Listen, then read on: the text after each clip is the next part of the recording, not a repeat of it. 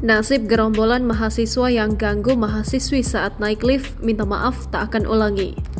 Segerombol mahasiswa yang mengganggu mahasiswi di Universitas Islam Negeri Sultan Toha Saifuddin akhirnya minta maaf.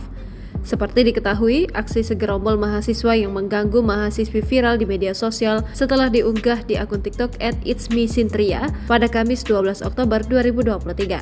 Sintria sendiri adalah mahasiswi yang berkuliah di UIN Sultan Toha Saifuddin Jambi.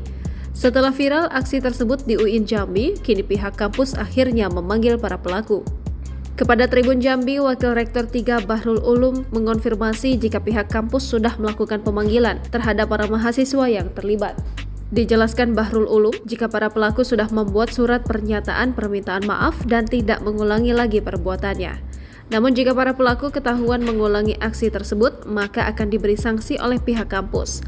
Mereka sudah membuat surat pernyataan, meminta maaf dan tidak akan mengulangi lagi perbuatan tersebut. Jika mereka masih mengulangi lagi, maka mereka akan diberikan sanksi oleh pihak kampus, tegas Bahrul. Meski demikian, pihak UIN Jambi tidak membeberkan terkait sanksi yang mungkin bisa dijatuhkan kepada para mahasiswa tersebut. Sebelumnya, tak berselang lama, usai video tersebut, viral pihak UIN Jambi membeberkan informasi melalui status WhatsApp, bahkan pihak kampus telah menindaklanjuti terkait kasus tersebut.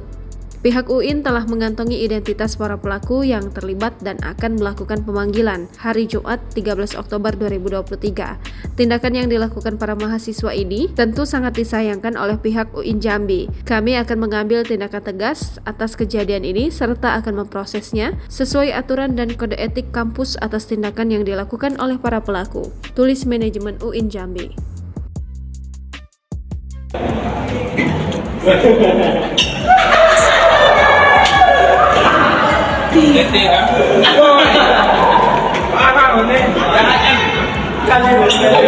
Download Tribun X sekarang, menghadirkan lokal menjadi Indonesia.